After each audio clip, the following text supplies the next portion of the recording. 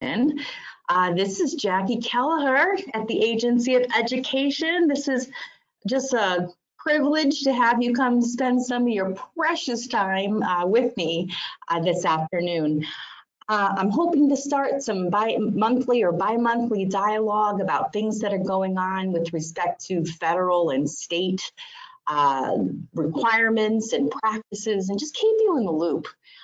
So let me go over what we're going through today. I have with me my colleague, John Spinney. I'm new to the webinar world, so he's helping me navigate if folks have questions. We have a question box here. There'll be opportunities throughout our conversation to let you, to unmute you and maybe have you speak to a few things. You can raise your hand. I'm looking forward to that feature. So if you can be letting us know, like if you can hear, if everything's clear, if you can see my screen, that would be great. So can someone take a risk and maybe type a comment in the chat box?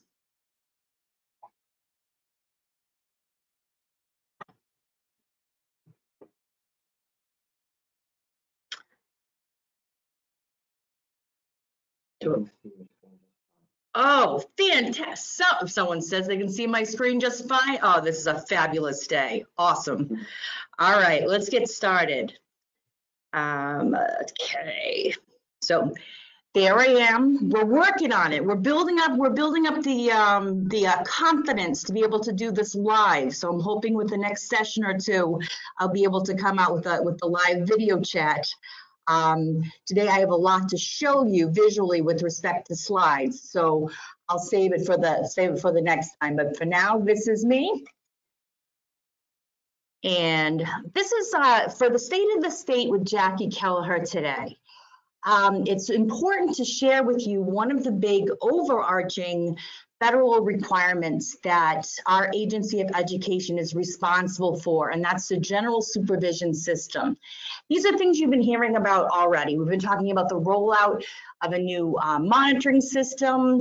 We've been talking about some of the changes that are coming to the agency special ed programming team with respect to technical assistance. It's all related, and I want you to see the big picture and how it all fits together. You know, this is what guides our work, which ultimately impacts your work, which ultimately has the impact of children and youth with disabilities in our state. Then we have to talk about the state performance plan, the annual performance report, the SPP APR. That's a major federal reporting requirement that is actually due February 3rd, so it's coming up where it's fast and furious here in Montpelier, getting ready for this report.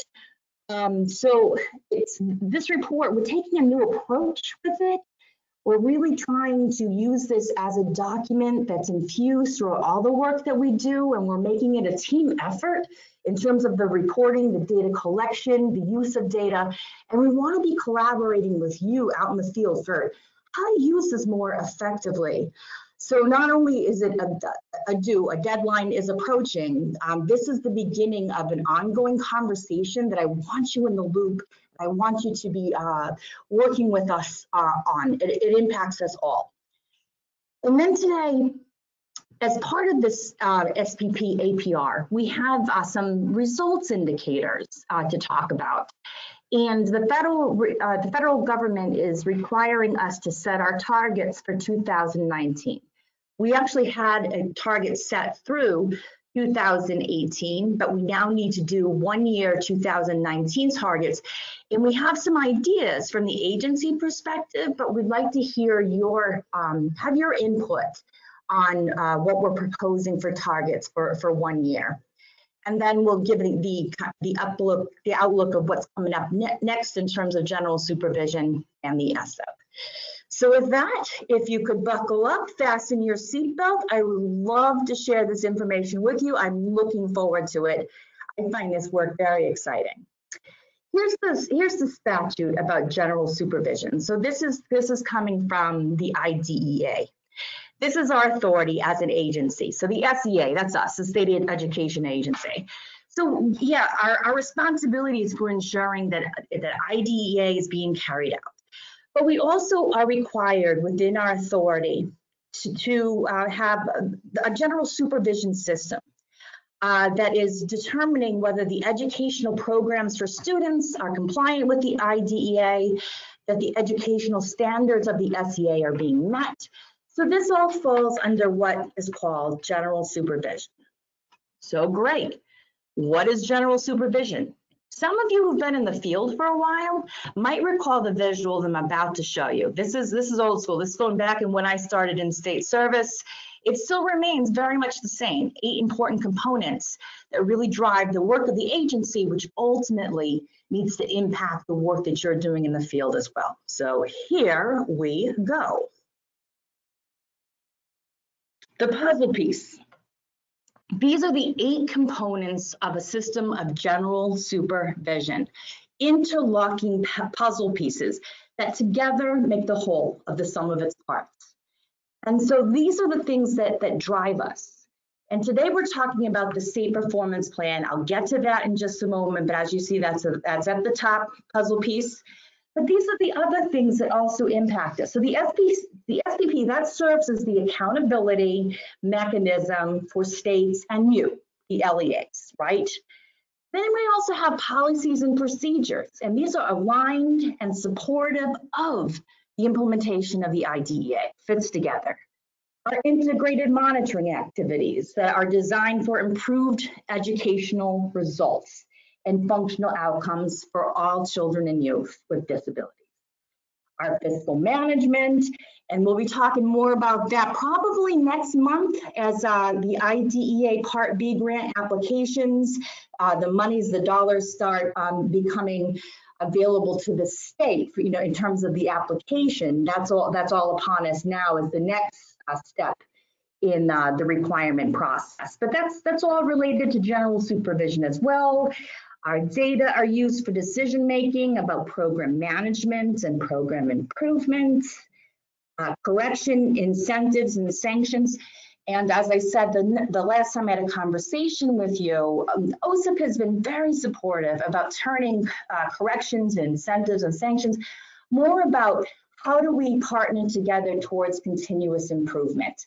How do we make it less of a gotcha approach and more of a how do we work together to support each other on behalf of educating children and youth with disabilities.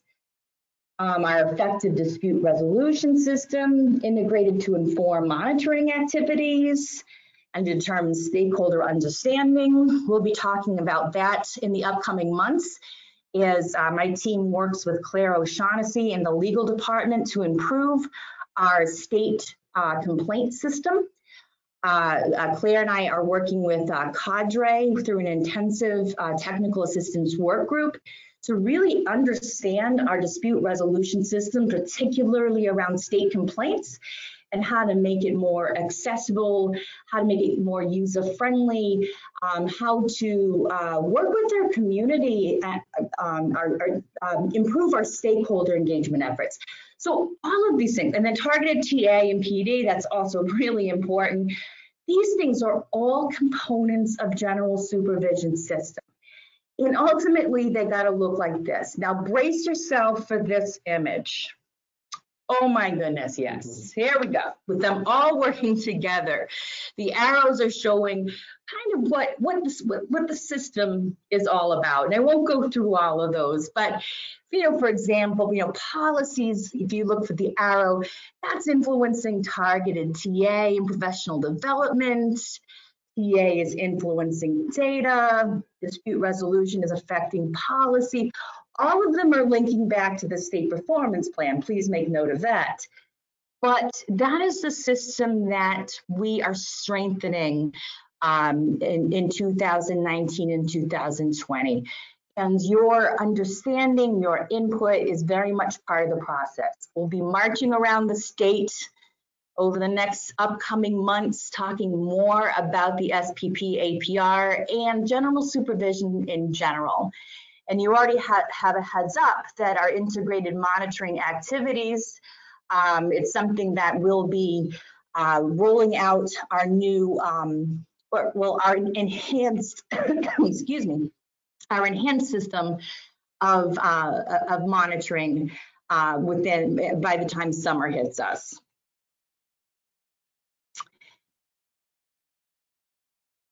So turning into the focus, so many things we can talk about with general supervision, so many different things. But we're taking one puzzle piece today, and that's state performance plan. These are some of the federal IDEA requirements around it. You know, it's got to address, we have to report annually, the goals and indicators, monitoring and enforcement is involved, and targets and reporting. So we're going to break some of those pieces down, and then we're looking specifically at some of our current data, which we haven't even reported yet. But we wanted to share this out with you, as stakeholders first, and kind of get your sense, your impressions, your feedback. It's a blueprint. And as I just spent my time saying, all these components have got to be interrelated and interlocking to fit. And there you go here, so it's required. IDEA is using our state performance plan. We're expected to have a plan. It's actually a minimal. I wrote 5-year plan down because they're typically 5, but the federal language says a minimum of 6 years that you're planning out. You're setting your targets, and you're collecting your data, and you're benchmarking and working towards making improvements along 17 different indicators related to FAPE and the LRE and general supervision in general. Each year, we have an annual performance report that is due, and each year, we are expected to give you local determinations around individualized APRs, or individual annual performance reports. We anticipate getting those out this spring. We are still working with smoothing out features of our data system. We have a new data team that are passionate and are driven and dedicated to getting this right and getting our data accessible to all of us so we can work with it to understand where we are and where we're going. We've got all of these key factors coming together. And you know, I'm very encouraged by what I'm seeing as I'm pulling together the SPP APR this year.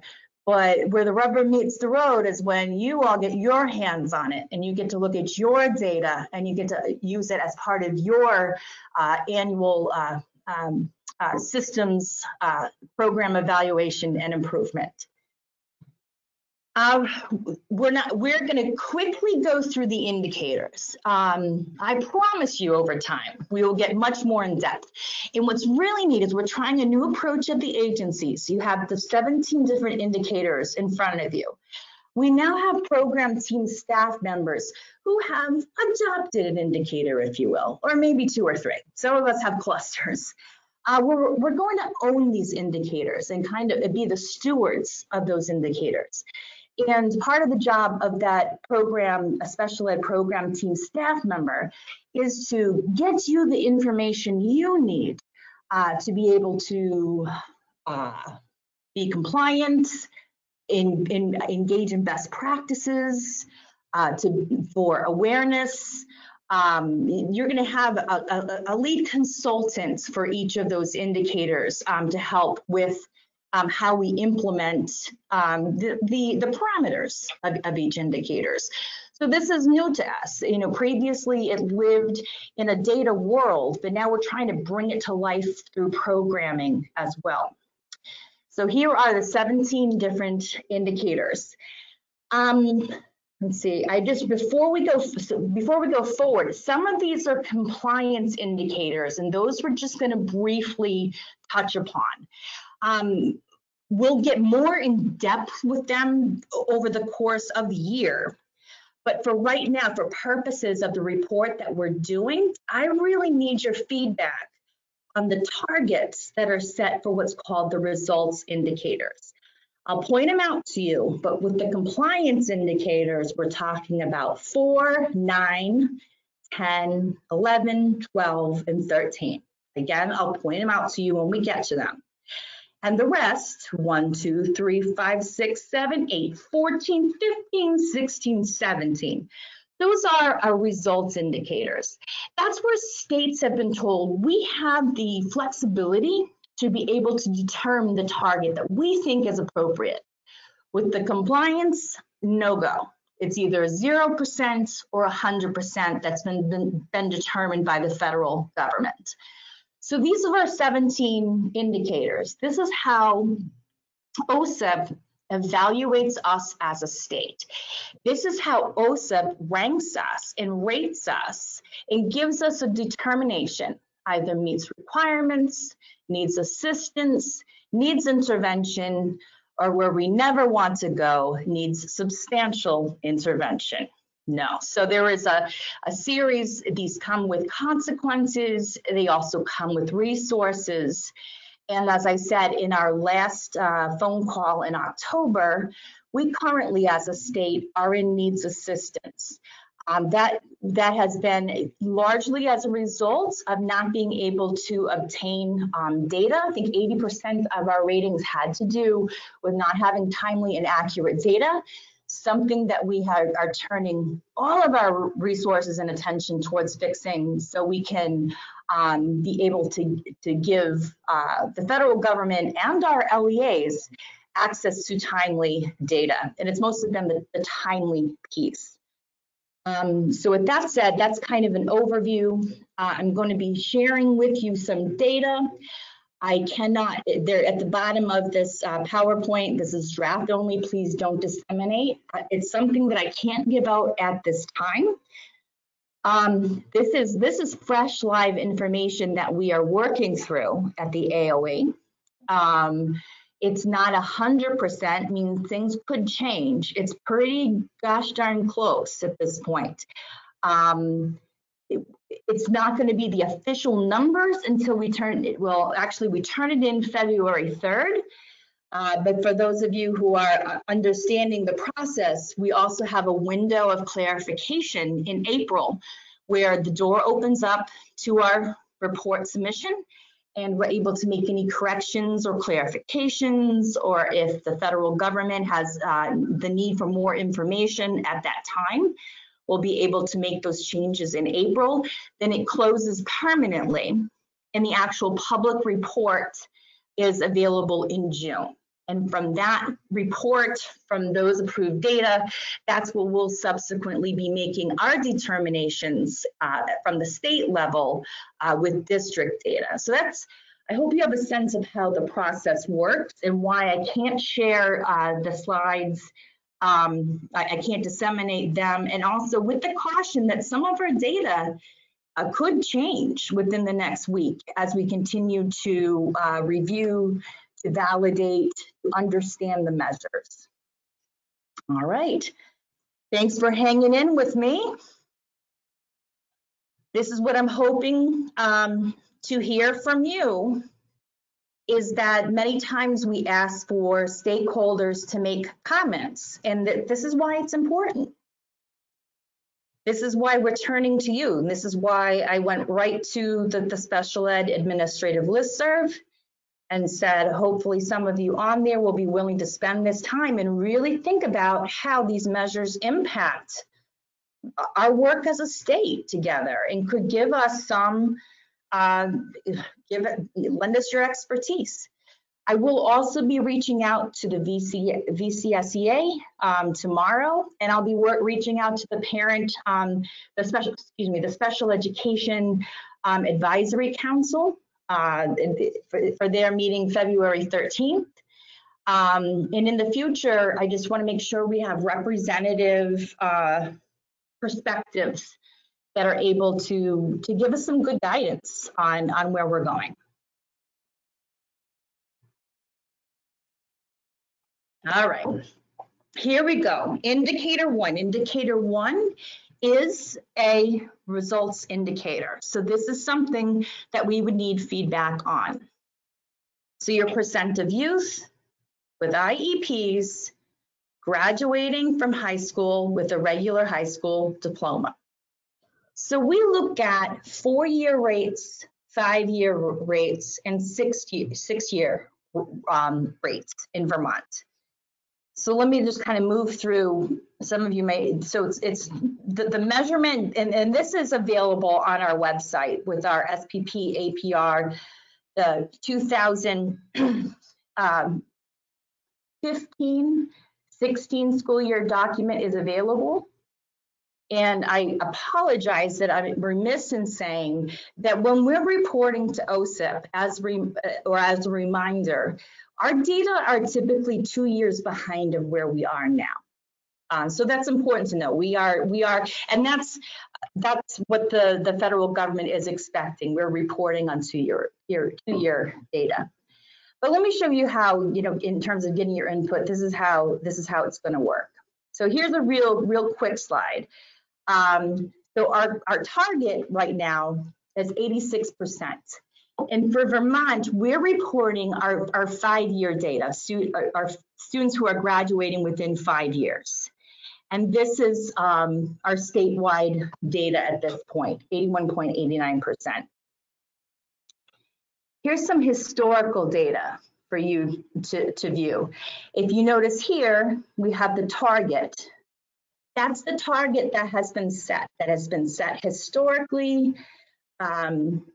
This is where we ask people to give input. Do we have it right? What do we want to do? I have inserted the target of 86% for 2019.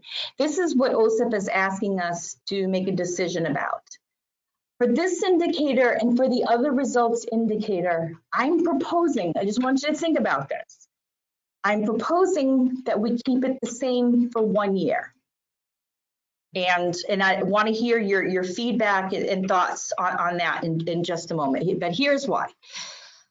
We are about to go planning a 6-year long-term state plan with 6-year targets, using the historical data that we do to like really come and together and strategically outline what should our targets look like? What are some real legit percentages we can be aiming for? What makes sense? For right now, using this, the fact that we also have new data folks, new special ed team folks, a lot of new folks in the field, kind of wanted to see how one more year with the current target, what that might look like. So I'm not sure if that's making sense, but if people feel that we should radically change these things, I want to hear from you too. But I'm just saying that as just kind of like as a caution, keeping these things the same this year, knowing that they're going to change in the upcoming years. I'm going to show you one more thing, and then I'm going to attempt to see if we could open the dialogue for the moment. One more thing. I'm hitting the wrong button.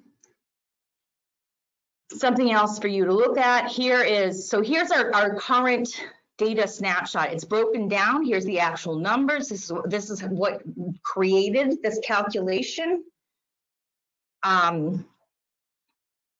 Again, we're reporting the 5-year, there's been a lot of talk. I mean, part of the great thing about this is that going around the state with our indicators, we're going to be able to have rich dialogue about like why are numbers like that? Why have they increased in the 5-year and maybe decreased in the 4-year, which is what we're seeing, not drastically. But our students, are they spending longer periods of time within the school system, getting their experience and meeting and getting their program needs met? And this is totally fine.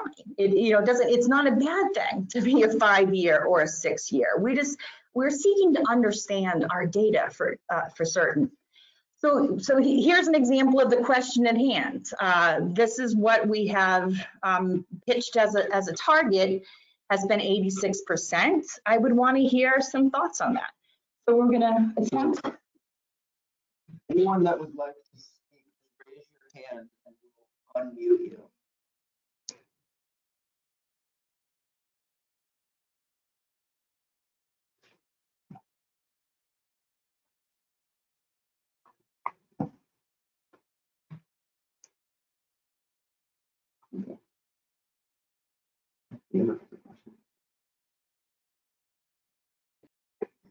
Yeah, you're unmuted. Hello? Caller, you're on the air. Oh, I'm not. Okay. All right, maybe no questions. Sorry, there was a hand raised. Oh, this is so exciting. Go ahead, don't be shy. Yeah. But I'll pause. I'm trying to watch our time too. We're not, again, we're going through mostly the results indicators. So I wanted you to get a flavor. So I'm pitching 86%, but if you also want to write down your thoughts, or if you want to email me on any of these too, I really want to hear what you have to think about this. So those are numbers for indicator 1. John, did you have anything to say about?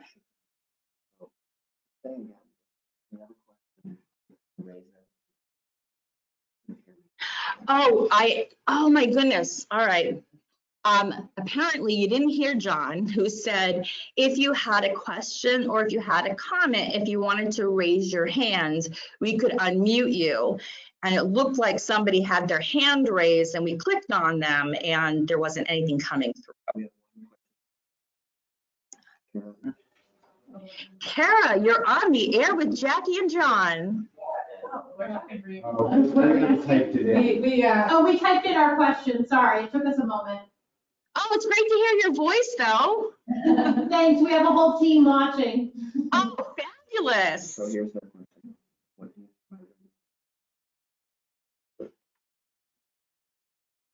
Do you want to try that one?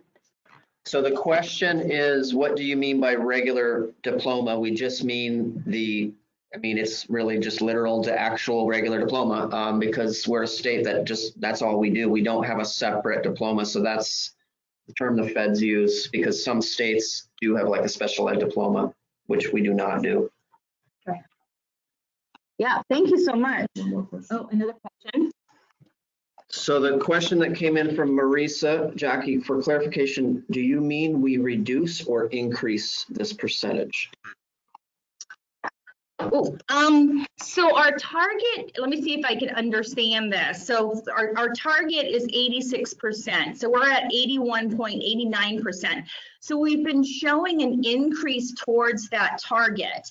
And we don't have slippage because we've been making these increases. So like part of what the Fed might want to hear in this case is, great, you've said 86% is your target. So what are you going to do to get there? What are some of the things that you're currently doing as a state, or supports that you're providing, or how you're working with your LEAs, or how you're going to work with LEAs to increase that number? So in terms of increase or decrease, increases or decreases, we've been making increases if you look at our historical data towards that 86%.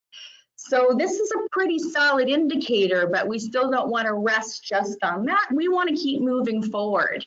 But 86%, is that the right number? Can we live with that for a year, or does people want to set it higher, or is this too high?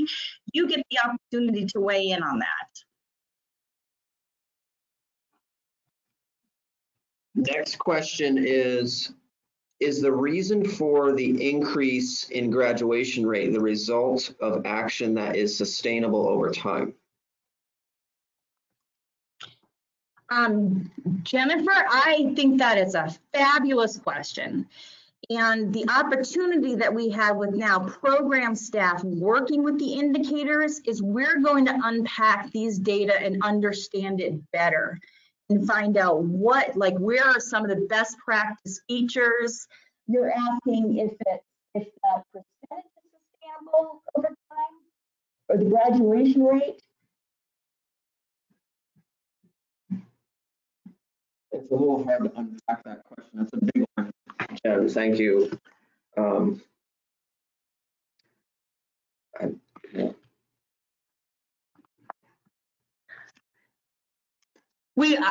Jen, I wasn't quite sure about what your question was asking. If our rate is at the rate that we're going, is that sustainable? Was that the question?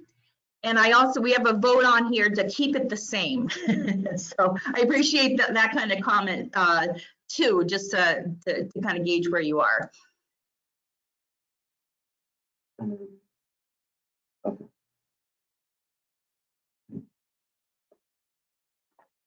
So folks, if you have a question, please try to be really specific with it. We have a couple other questions that came in. It's a little hard to say what the actual question is, so I'm not going to read it. Yeah, I don't know where else to go with that one for the 86%. And I'm happy to reflect on these and also answer, and I can provide a response to everybody who's on this chat here, so you all are in the loop with the question and the answer that John and I provide. That's fine. I would like to move on to the results indicators. I know your time is so important, but your input is too, so I'm glad I have you. Indicator 2 has to do with dropping out. So percents of youth with IEPs dropping out of high school. That's definitely a loaded one. And here's the way that we measure, and Vermont uses option 2 in this case. So I'll let you look around that. So again, big implications, because everything that we're doing from pre-K on up is leading to graduation and dropout. It's all related to what we're getting evaluated on as a state, and how our individual LEAs are getting evaluated. So graduation and now dropout rate. Here's the definition that we use for dropout rate that has been approved by the Fed at this point and is included in this reporting period. And we can go back to that too. I think I'm gonna be going to the charts to explain, since that visual might be more helpful. So here's some historical data. Notice the target and then our data. 2017 was last year's, was 4.17.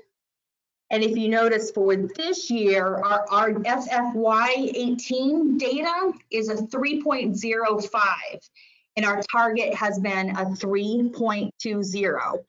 And so this is one where we want to be below that 3.2. So we made some changes. And that's what's super exciting about this indicator, again, is to unpack it and find out what happened. What was going on in terms of practices or policies or different ways of looking at things that led to this change? Because this is a change. But we have been meeting. I'll go back to the historical. Last year we were over. The year before we were under, but we've been kind of hovering slightly over this number of 3.20. So here we go. This is a results indicator. What are your thoughts about keeping it at 320 for, again, one more year, but knowing we can unpack this information as a state and get the numbers to align with our needs and that 5-year plan? So I'll pause at that and see if there's any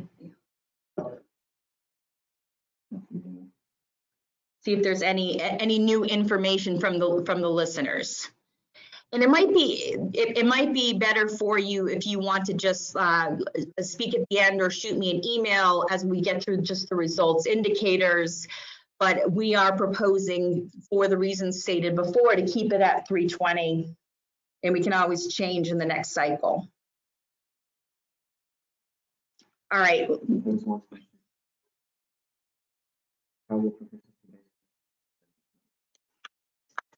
So we have one question. Thank you. The question is, how will proficiency-based graduation affect these numbers? I don't think anybody really has a really crisp handle on that, and we're going to have to really see how that is. And in my view, in Vermont special education, the critical piece is that the special educators are making the graduation requirements accessible for all kids. And so for your kids that were typically on a multi-year plan, that you're using the PBGR access plan, and there is a lot of information on our website about that. And stay tuned. We are working on additional training and resources around that as well. All right, thank you. I'm going to indicator 3. This one, we will have our 2018, 2019 data. But we don't for this presentation. We better have it by February 3rd. We are hoping for it. We have to report on proficiency, and we have to report on reading and math, both proficiency and participation. So as you see here, so our students with IEPs, in this, I'm giving you an aggregate view of our overall performance that we're reporting on. We have a lot to discuss on this indicator 3. And I say we, that means all of us in partnership with each other, and you'll see what I mean in just a moment. So this is our 2017-2018 data, the quick snapshot here. So we have target, and then we have data, the proficiency, so at or above proficiency. So what's so we can't get into the number right now, but we will have a full statewide conversation about the extent to which our targets are okay for reading and for math. I'll let you digest those. Let's go to the chart. So if you're looking at, yes, you're reading that correctly. Our target is 12.25% for reading, 7.35% for math, and then the actual performance proficiency scores, 10.72 and 7.79%. Here's some historical data to look. Yeah, you're looking at closely because one line is the target, one line's the actual data. This is what's been reported over time for participation. Again, I'm asking your opinion to keep the same. FFY 19, 99.25% participation rate for this year.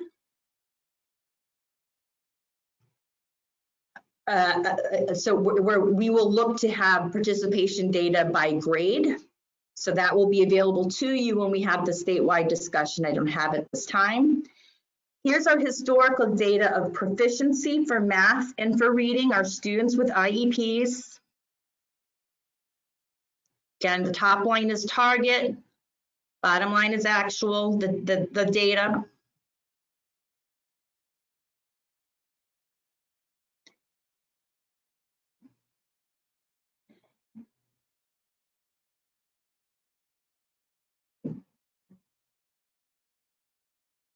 You want to get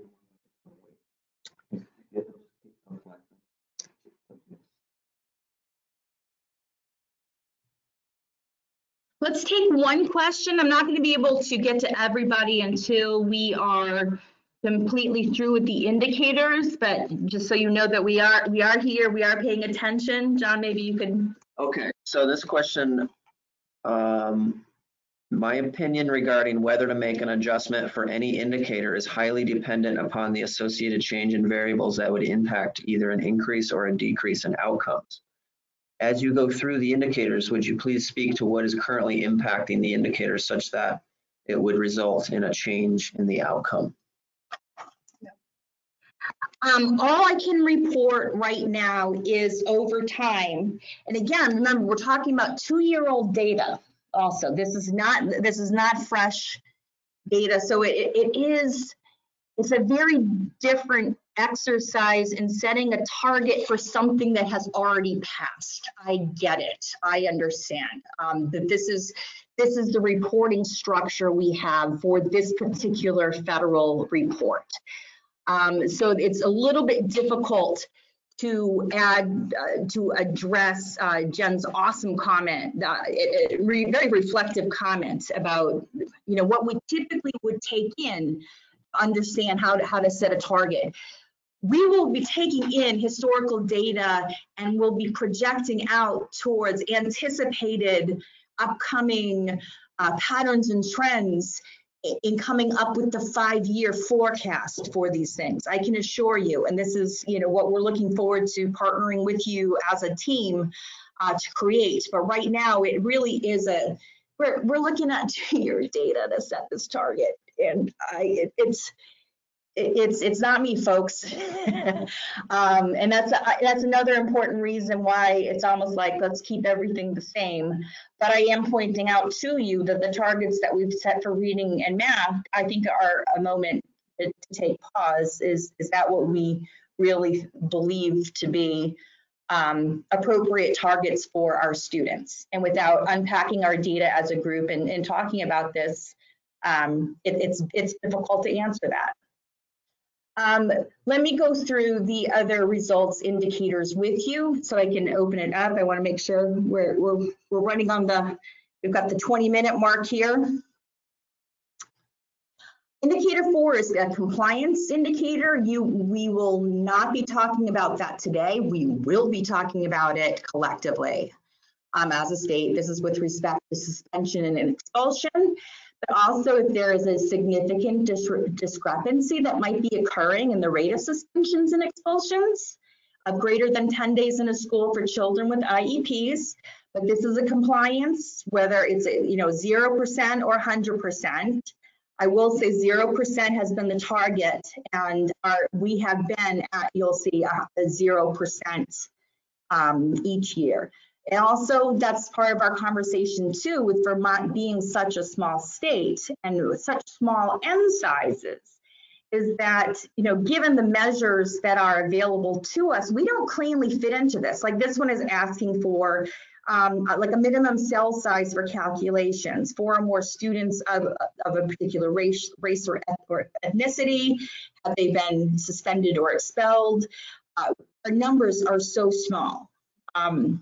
This is a compliance indicator. So just know that this is one of the things that we are evaluated on. This is a results indicator, the least restrictive environment placement. So inside the regular class, 80% or more of the day is A. So remember that, there'll be a quiz. And what does B stand for? Inside the regular class, less than 40% of the day. Or C, in separate schools, residential facilities, or homebound hospital placements. So let's look at how Vermont has been doing. Again, a couple of years ago, this is not live. So here's the measurement, as we just mentioned. So here are targets for A, B, and C. So 80% over, 40%, or homebound residential facility. So these were our targets, and these are our actual data. Again, your question is, for 1 year, you keep the targets the same. And I sound like a broken record, I know, but you might see something just from your practice that you might want to raise up and say, no, this is like, no, I really don't agree with this particular target. Let's change it right now instead of waiting. We want to hear that too. Here's the historical data. John, can they see this with this other? Yeah. Okay, good. I thought I was blocking your view, but we're good. So that's the 2017 data. So, just like everything else, when we report these to the Fed, our numbers that are going up in categories where the Fed might be encouraging us to have numbers that go down, if it is appropriate for our students, then we're advocating for our practices, that our practices, policies, and procedures are appropriate, and that's the way it is. But also, if our numbers are going up and we're not sure why, or we want to unpack it as a state, that's what they're there for too. And oops, there we go. And so here we are with our current numbers, and we have what's called slippage in this. We have, particularly in number of children ages with IEPs 6 through 21 who are inside separate schools, residential facilities, or homebound hospital placements. We're above our targets, and we have that number has increased compared to last year. So the state, in our report, they're gonna want to know, we're going to be writing about it. We're going to talk about what we're going to do to unpack this and understand and look at it further, which you'll be included in that conversation. So keep that in mind too. That is indicator 5. Do we keep the same? Indicator 6 is also results, regular early childhood program. or versus a separate special ed class for kids with IEPs ages 3 through 5.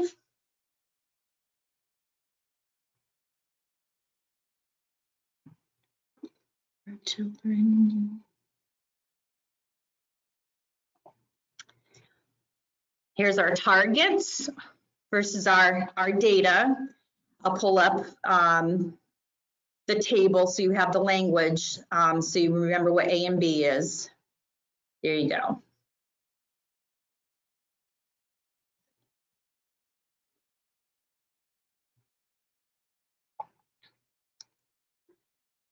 So that is especially the B category. That's very interesting at how low our data was compared to the target that has been set over time.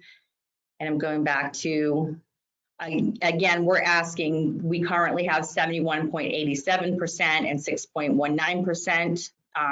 Keep the same, or there are those that have a strong feeling that we need to be considering something different right away, right for this year.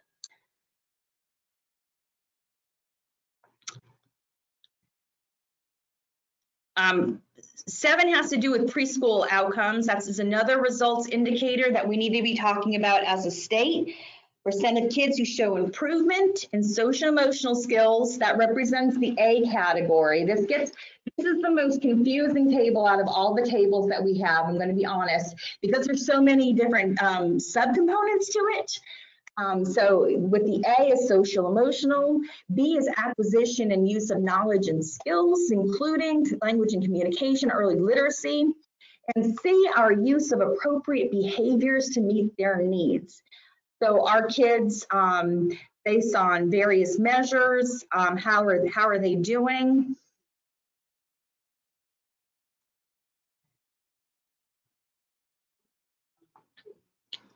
These are targets that we have set. It's going to make, so it'll probably, this table is going to be a bit confusing, but I've got the language to help guide you through it. But just, just eyeball the targets for the social emotional, the language acquisition, and behavior. So A, B, and C. This is the one I said that would make you probably crazy, because our A1s are, basically it's reading of those children who entered or exited the program below expectations in outcome A, this percent who substantially increased their rate of growth by the time they turned 6 years of age or exited the program. That's your A1s there. And then A2 is the percent of preschool kids who were functioning within age expectations in outcome by the time they turned 6 years of age or exited the program. For B1, these are children who entered or exited the program below age expectations in outcome B, the percent who substantially increased their rate of growth by the time they turned 6 years of age or exited the program. And B2 is the percent of preschool children who are functioning within age expectations. And then by the time you get to C, C1 is percent who substantially increased their rate of growth by the time they turn 6 or exit the program, and C2 is the percent of preschool children who are functioning within age expectations and outcome C by the time they turn 6 years of age or exited the program. Social emotional growth, communication, and then behavior. So again, there are those targets where we're proposing to carry them over for one more year into 2019. But I'm hoping you're getting a sense of what we're looking at. See, there's the A1, there's the actual numbers involving the children that were assessed.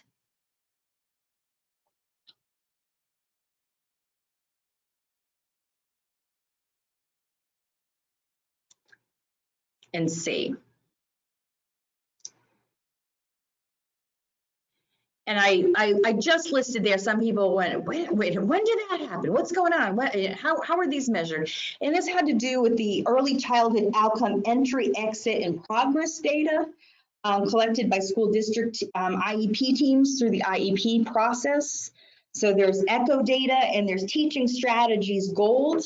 a state-approved universal pre-K progress monitoring assessment that's required 2 times per year. So that's a conversation that we can have as a state too, as you get your head wrapped around indicator 7, preschool outcomes.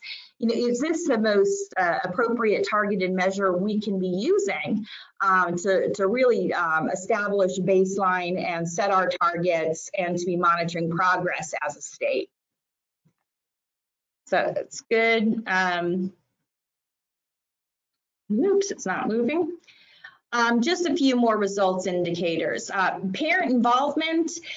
This is survey information. Our parents are surveyed to find out how we did. You know, to what extent did special ed services you know, lead to improved outcomes for their kids with disabilities. This is a survey we have with an external vendor. It's a national survey through NCSEAM, a 25 item survey that SUNY Potsdam puts out for us that they send to all parents. Let me show you that. Our goal has been 38.12%. And our satisfaction rating is 34.31% of parents and families. We've looked at representative demographics, which I'll show you in just a moment. I can't wait for you to have the time to be able to get your head in these data and really take them all in. But here we have historical data over time. Again, I've pre-populated the target to 38.12% and just keeping that goal for the year. Here's our actual numbers there for FFY 18 data, 34.31%. We have slipped compared to last year. We'll be talking about that, but I want you to please note, we've got to be very careful in how we interpret this information. We're only hearing from 8.4% of our population to whom the surveys were distributed. And we write like that to OSA. We say, you know, the evaluations that we are getting, the feedback that we're getting, we've got to be very careful with how we interpret given the low N size for our responses. And that's 100% something that we're going to be working with, is improving that response rate. Here's an overview, squint real tiny to look at this here. You know, this is an example of the demographic respondents in that case.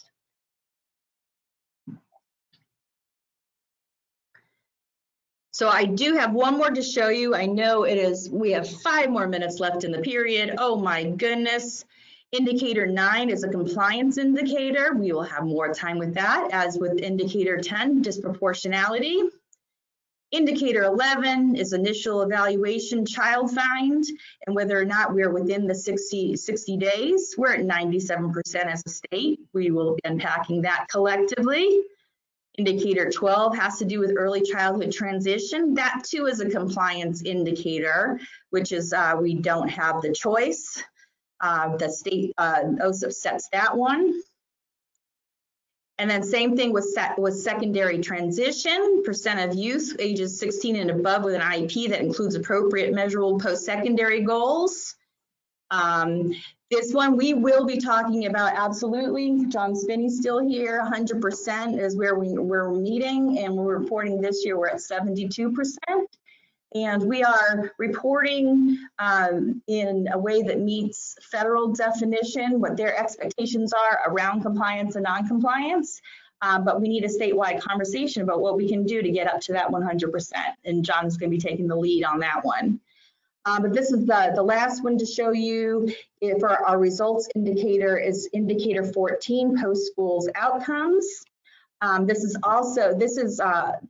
percent of youth who are no longer in secondary school, who had IEPs in effect at the time they left school, whether they were enrolled in higher ed, whether they were enrolled in higher ed or competitively employed within a year, whether they were enrolled in higher ed or in some other post-secondary education or training program, or competitively employed or in some other employment within 1 year of leaving the high school. This is another SUNY Potsdam. Also, they interview students a year after they've exited the program. Here's an example of targets in each of those 3 different categories we just read and our performance. And if you could just eyeball real quick, like how we do with our like data that we are collecting compared to the targets we're shooting for.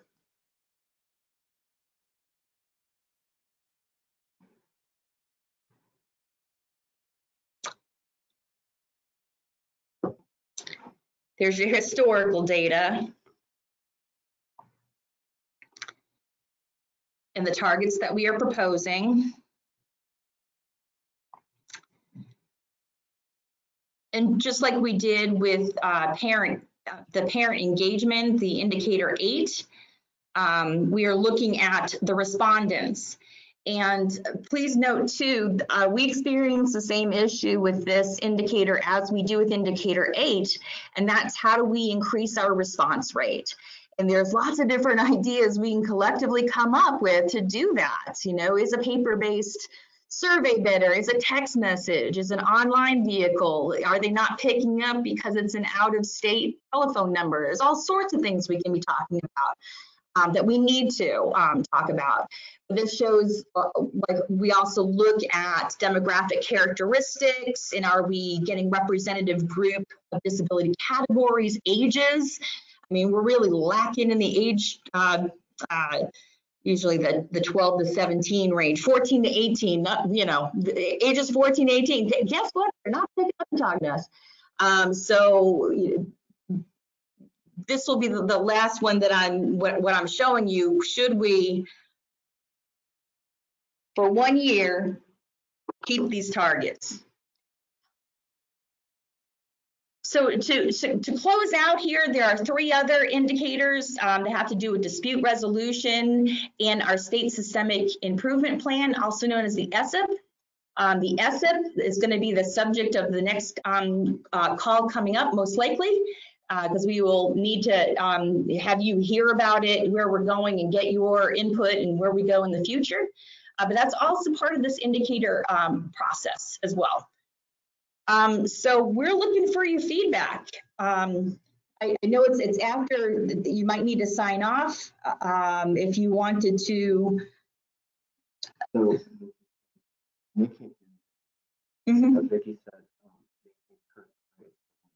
Yeah. I am, if you'd like to email me differently, I am hearing from folks that it would be wise, in your opinion, to maintain the current targets and tackle this next year collectively. So that seems to be the general feel from what I'm getting from listeners out there. But I welcome you to email me in support or otherwise. We're out of time. I really appreciate you being part of this journey. Again, this is who we are, and this needs to be more than just a reporting exercise. These are data that we need to be using as a state to help us with programming, with policies, with resource allocation, and, you know, aligning with improving outcomes for kids. So the more we talk about it, the more we educate each other, inform each other, and collaborate, the better off we're going to be as partners. So I appreciate your time. You're awesome. Thank you for the work that you do. John agrees. You want to sign off too? Thank you.